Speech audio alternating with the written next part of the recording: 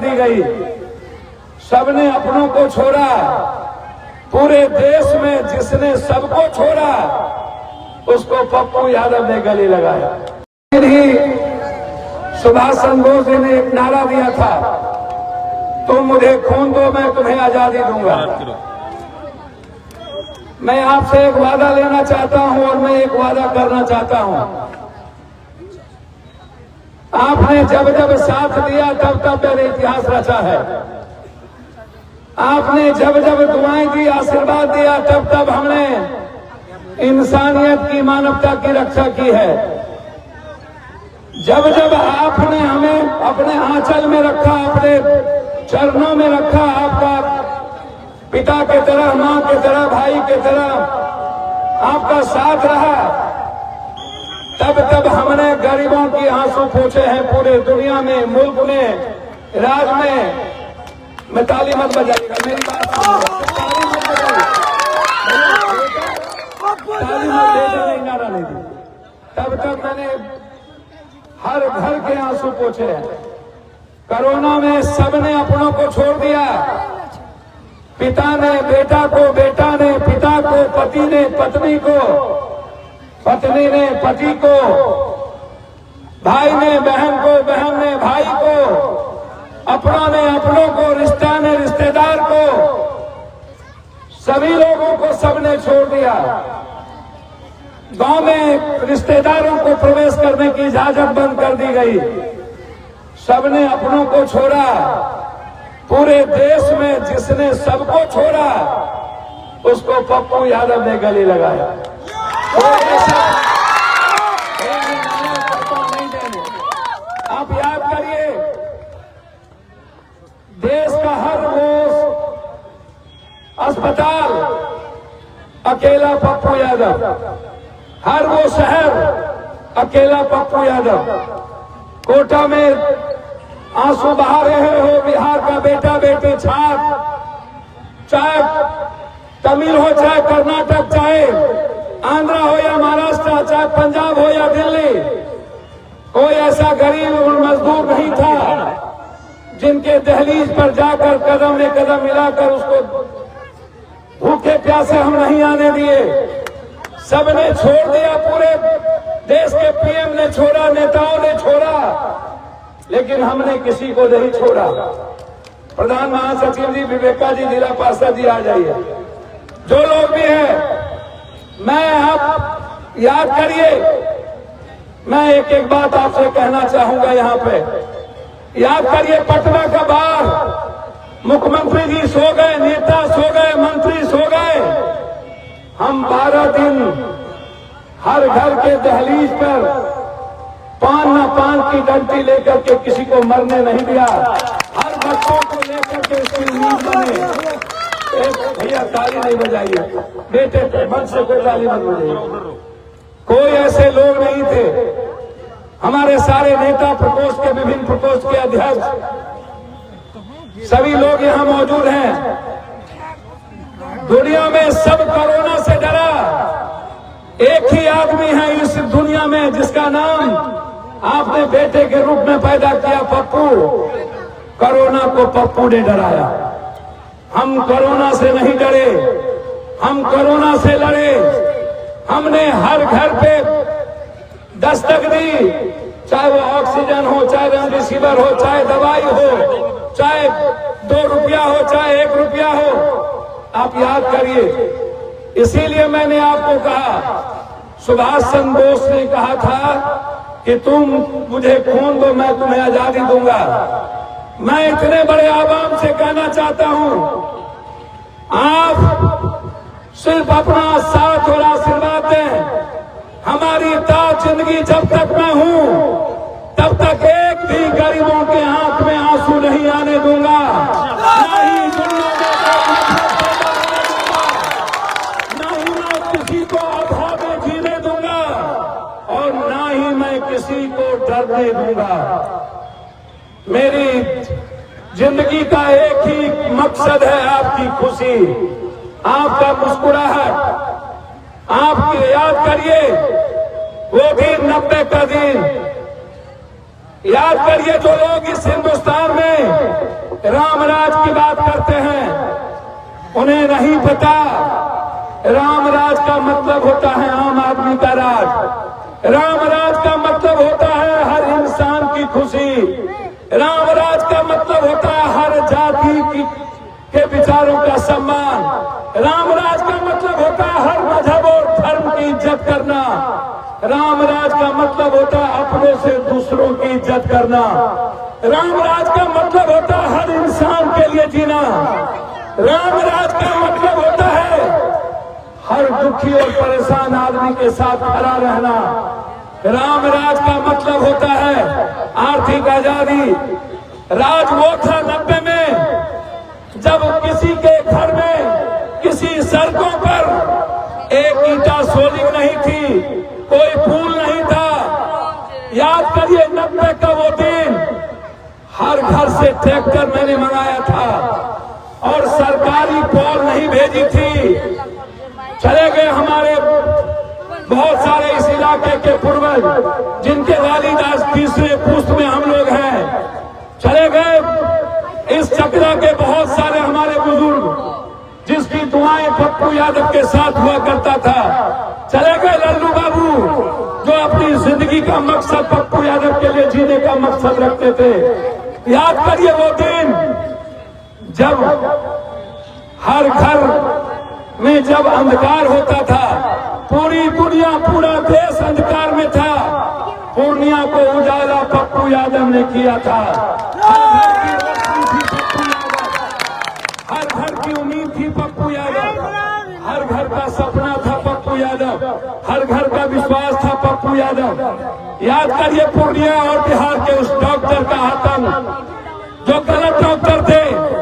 मैं सही डॉक्टर के खिलाफ नहीं कभी रहा। आप याद करिए जब एक भी गरीबों का शोषण नहीं हो सकता था। सरकार एक तरफ, पप्पू यादव और हमारी भगवान जो जनता है, मेरा भगवान तो आप है, मेरा राम और रहीम आप है, मेरा सूफी बुद्ध नानक वाल्मीकि आप है, मेरा कबीर आप है, मेरा कृष्ण आप है, मेरा शिव आप है। मुझे कहीं भगवान ढूंढने की जरूरत नहीं है। मैं तो भगवान इंसान की खुशियों में ढूंढता हूँ।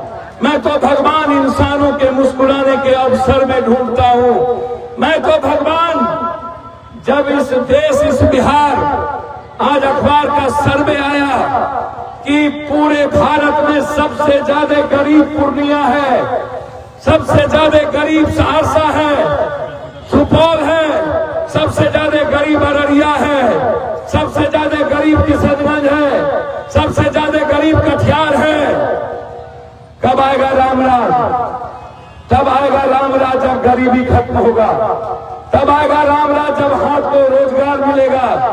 तब आएगा रामराज जब हर घर के बच्चे मजदूरी करना छोड़ देंगे। तब आएगा रामराज जब अभाव में जीना छोड़ देंगे। रामराज का मतलब है गरीब और गरीबी को मिटा देना, गरीब शब्द मिटा देना, गरीबी जैसे जालिम को मिटा देना। रामराज का मतलब है बेरोजगारी को मिटा देना। रामराज का मतलब है हर घर का तालीम, हर घर की शिक्षा।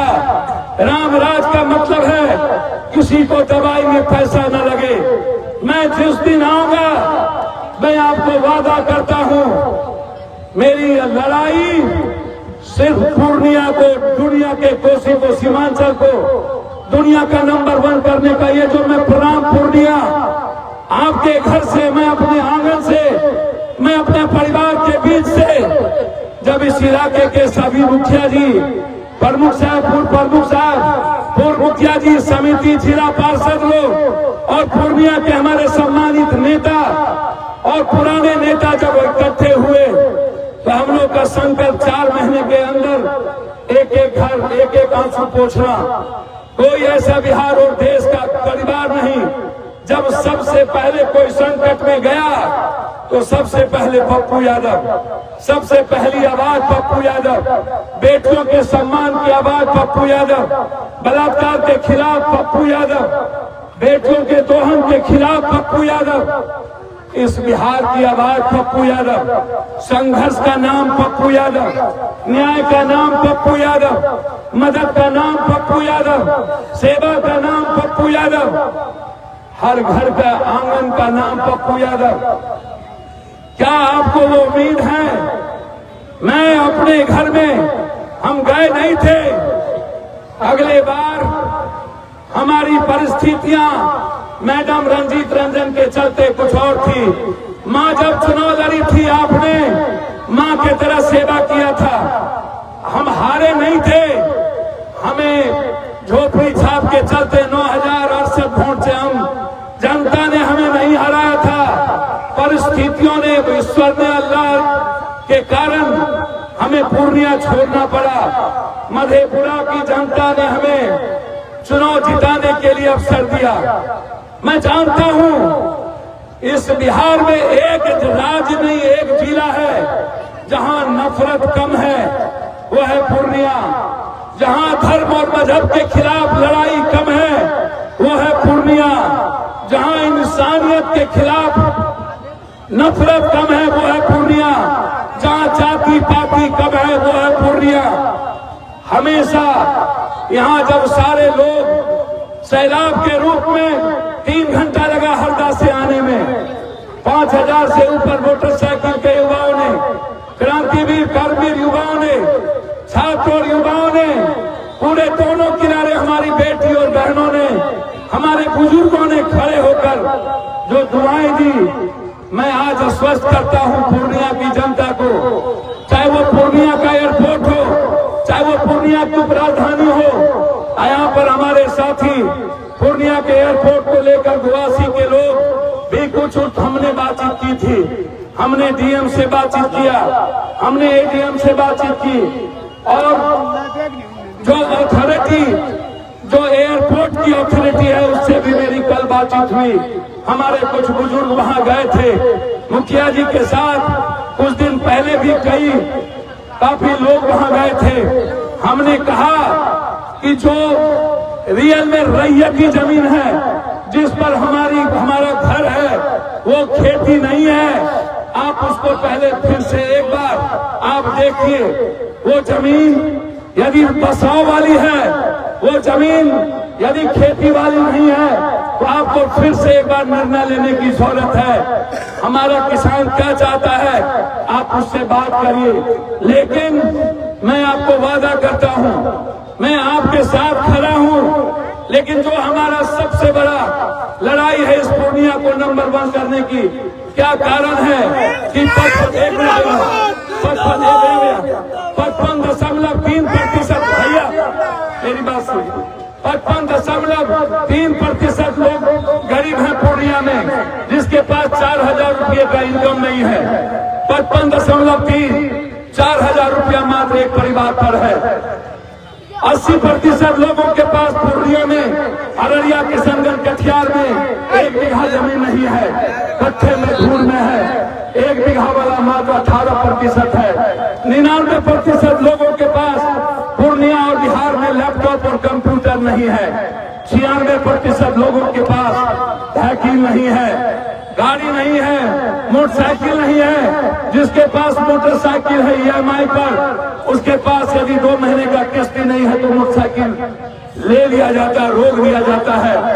मात्र 9% लोगों के पास एक जमीन, 1 कट्ठा, 1 धूल जमीन नहीं है। हम किस पूर्णिया की कल्पना करें, जो पूर्णिया सबसे ज्यादा मजदूरी करता है। मेरा सवाल है इस देश के पीएम से, कब तक पूर्णिया की मजदूरी होगी?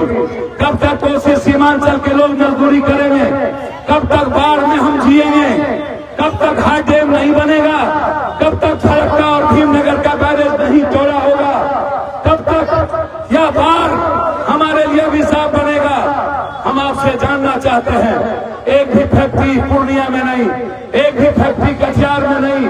जूट मिल बंद, बनमनखी की चीनी मिल बंद, सहरसा की पेपर मिल बंद, इस इलाके की दूध फैक्ट्री बंद, गुजरात की दूध चलेगी। उत्तर प्रदेश में 17 एयरपोर्ट और बिहार में मात्र कांग्रेस के समय का 3 एयरपोर्ट। एक एयरपोर्ट नरेंद्र मोदी जी नहीं दिया, 10 सालों के अंदर आपने पहली बार कहा कि मैं विशेष राज्य का दर्जा दूंगा। गांधी मैदान में आप वादा से मुकर गए।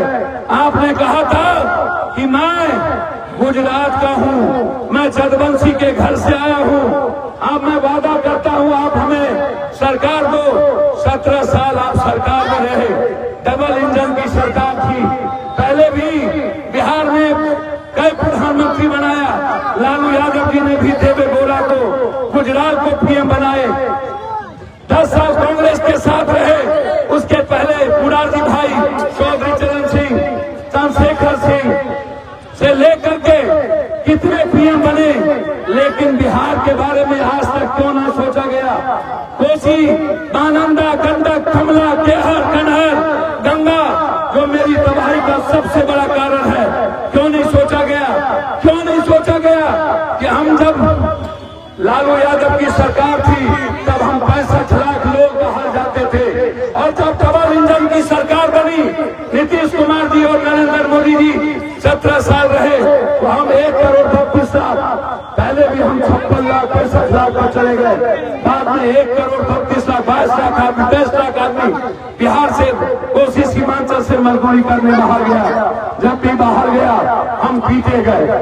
हम पीटे गए मणिपुर में, हम पीटे गए गुजरात में, हम पीटे गए तमिलनाडु में, हम पीटे गए कर्नाटक में। जब हम गुजरात में गए तो हमको मारने की साजिश रची गई। हम एक एक बिहारी को लेकर के आए अकेले। हम 3 दिनों तक गुजरात में रहे और हमने कहा, नरेंद्र मोदी जी है हिम्मत तो पप्पू यादव के सीने में गोली चलवा के दिखा देना। यदि हमने लड़ाई लड़ी और एक एक बिहारी को लेकर के हम आए, किसी किसी को मरने नहीं दिया।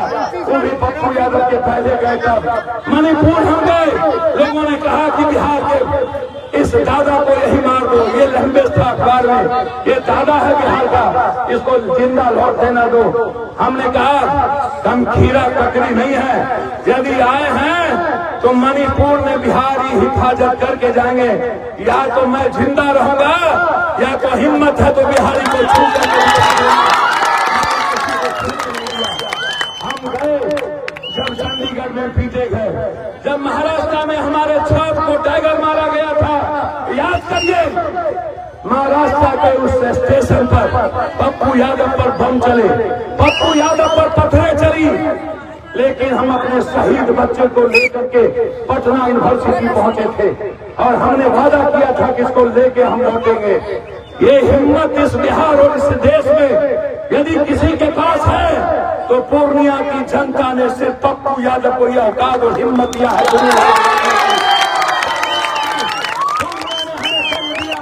मधेपुरा कोसी ने हमें जन्म दिया, परवरिश की।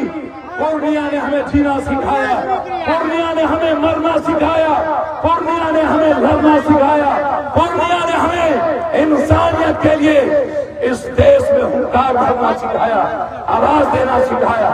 यदि कोई आवाज एनआरसी में थी तो वो पप्पू यादव की थी। यदि कोई आवाज 3 तलाक पर थी तो वो बेगम रंजीत रंजन की थी, वो पप्पू यादव की थी। इस मुल्क में दूसरा आवाज नहीं था, वो 2 आवाज थे।